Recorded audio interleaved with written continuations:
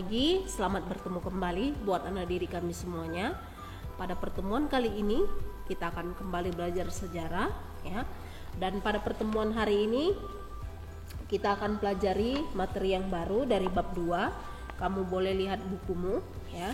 Halaman 30 ya, halaman 30 yaitu mengenai revolusi teknologi abad ke-20 di Indonesia dan dunia.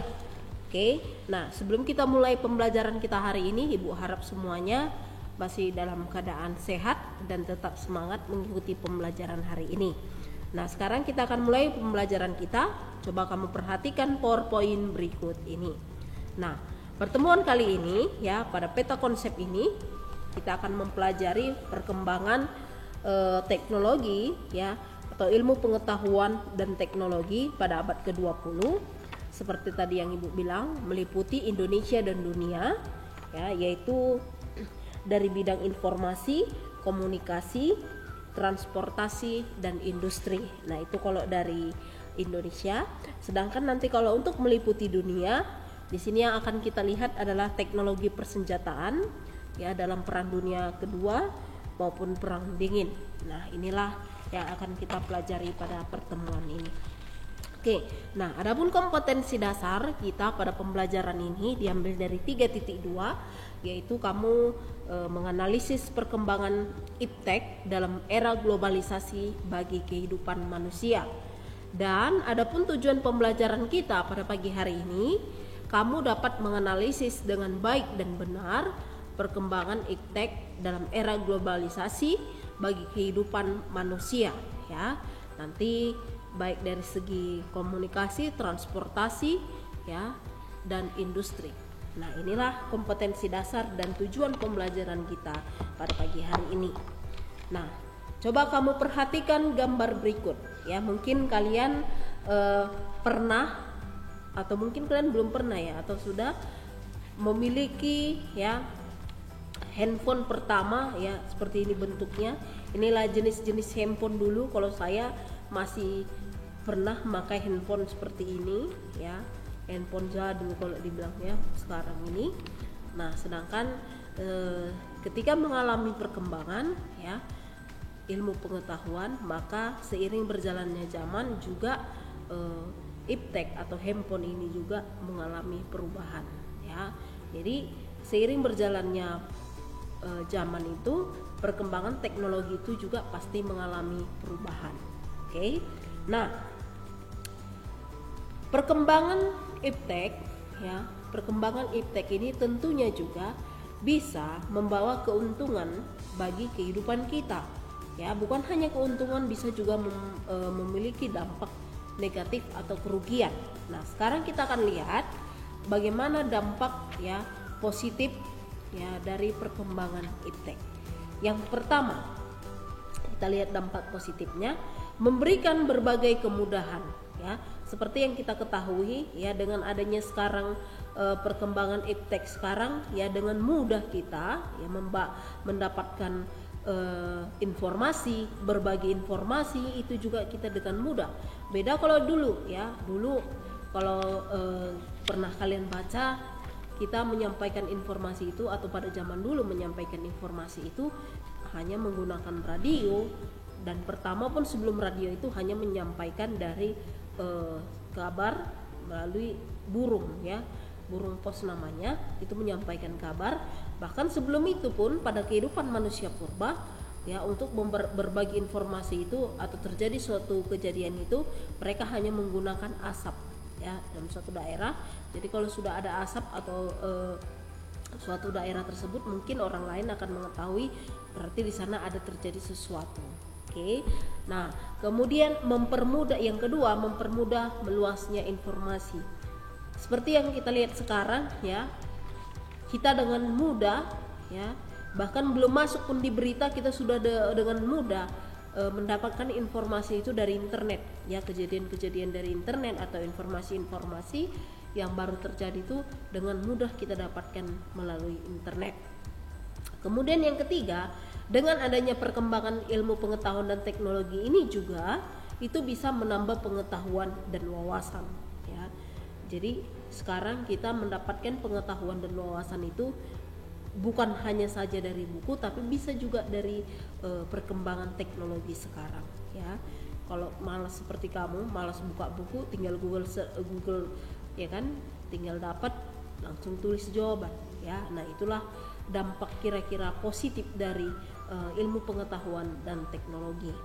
Lalu dampak negatif ya, kita perkembangan iptek ini juga dapat mempengaruhi ya pola pikir. Mempengaruhi pola pikir maksudnya di sini ya lebih agresif dan suka dengan hal-hal yang baru ya.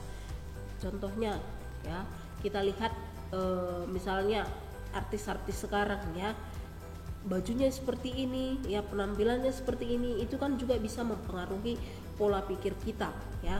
Aku mau seperti dia ya, lebih agresif terhadap perkembangan teknologi itu. Lalu yang kedua, hilangnya budaya tradisional ya. Jadi ini adalah dampak negatif dari ilmu pengetahuan dan teknologi atau perkembangan iptek ini ya.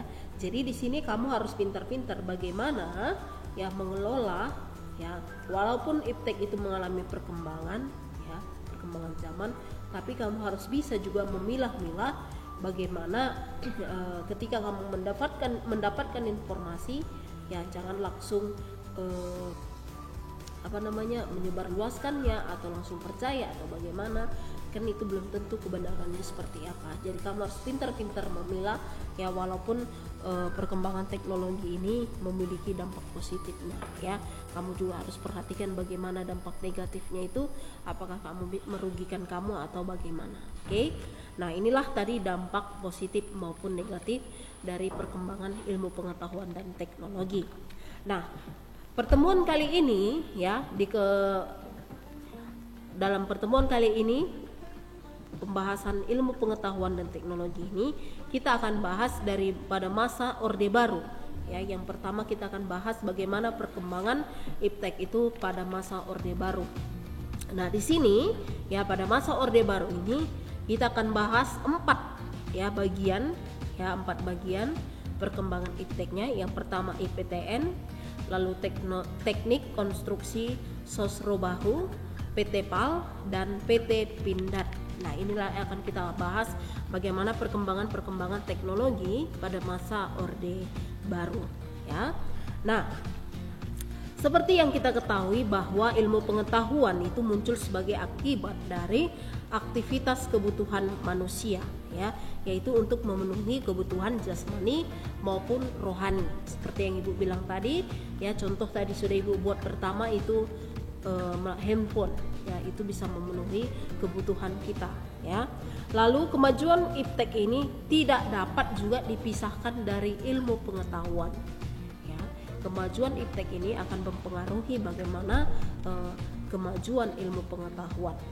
Nah, yang pertama kita akan bahas ya kemajuan iptek pada masa Orde Baru, yaitu IPTN ya atau PTDI. Nah, IPTN ini adalah ya merupakan industri ya yang menghasilkan pesawat terbang ya. Ini didirikan pada tanggal 23 April 1976, itu pusatnya di Bandung ya. Dan IPTN ini adalah satu-satunya industri yang menghasilkan pesawat terbang ya di Indonesia, khususnya di Indonesia. Oke. Kemudian IPTN ini sebelumnya ya bernama PT Industri Pesat ya, Industri Pesawat Terbang ya Nurtanio, yang dipimpin oleh B.J. Habibie ya. Ini adalah industri yang dibuat oleh presiden kita ketiga B.J. Habibie, yaitu yang berpusat di Bandung. Oke. Lalu IPTN ini ya seperti yang Ibu bilang tadi memproduksi ya pesawat terbang ya, baik pesawat komersil, militer, kemudian juga komponen-komponen pesawat, lalu servis pesawat dan pertahanan serta teknik pesawat. Nah, inilah pengertian dari IPTN ya. Lalu yang kedua, teknik konstruksi Sosrobahu sudah pernah dengar kalian ini ya. Teknik konstruksi sosro bahu ini yang merupakan ya konstruksi yang digunakan untuk memutar bahu lengan beton jalan layang. Ini biasanya ya ini digunakan untuk pembuatan jalan layang ya. Ini adalah proyek-proyek besar ya, yang dimana ya pada tahun 1980-an ya ini dibuat oleh pemerintahan Orde Baru pertama sekali itu di Jakarta, karena pada saat itu Jakarta mengalami permasalahan kemacetan lalu lintas yang sangat parah ya, sehingga teknik ini ya dianggap sangat membantu dalam membuat jalan-jalan layang khususnya di kota-kota besar ya. Jadi pertama sekali teknik konstruksi sosro bahu ini digunakan di Jakarta ya pada masa pemerintahan Orde Baru ya. Nah, tujuannya tadi itu atau fungsinya itu yaitu untuk mengatasi masalah ya yang terjadi di Jakarta, khususnya masalah kemacetan ya yang dilakukan oleh pemerintahan Orde Baru yang berencana itu membangun jalan-jalan layang itu khususnya di kota-kota besar. Oke. Lalu yang ketiga, PT PAL ya. Mungkin kalian sebagian sudah pernah dengar ini PT PAL ya. Ini adalah salah satu badan usaha milik negara BUMN yang bergerak di bidang industri kalangan kapal ya. Jadi ini adalah industri yang bergerak di perkapalan ya, di mana kantor pusatnya ini ya berada di Surabaya. Dan pada awalnya ya PT PAL ini ya didirikan oleh Belanda pada tahun 1939, kemudian diserahkan kepada pemerintahan Indonesia sesuai dengan seperti hasil KMB, Konferensi Meja Bundat ya. Lalu yang keempat, PT Pindad ya. PT Pindad. Nah, ini berdiri sejak 1808 dan pada awalnya ini hanya berupa bengkel biasa ya peralatan militer di Surabaya. Ya. Lalu mengalami perkembangan sehingga menjadi sebuah pabrik ya, awalnya tadi bengkel kemudian mengalami perkembangan menjadi sebuah pabrik, dan pada tahun 1950 juga Belanda menyerahkan pabrik ini kepada pemerintahan Indonesia. Dan ya ketika pabrik ini diserahkan kepada pemerintahan Indonesia dari pihak Belanda ya kemudian dipindahkanlah ke Bandung pada tahun 1923 ya. Nah, inilah kemajuan ilmu pengetahuan dan teknologi itu pada masa Orde Baru ya. Nah, demikianlah ya pertemuan kita hari ini. Ibu harap semuanya kalian sudah paham, dan untuk minggu depan kita akan lanjut ya revolusi hijau. Jika ada yang belum paham atau kurang mengerti dari perkembangan iptek pada masa Orde Baru ini, silakan kamu tanyakan Ibu ya, dan Ibu tunggu ya tugas kalian yang sudah saya berikan nanti di Google Classroom. Oke, terima kasih, sampai jumpa dan selamat pagi.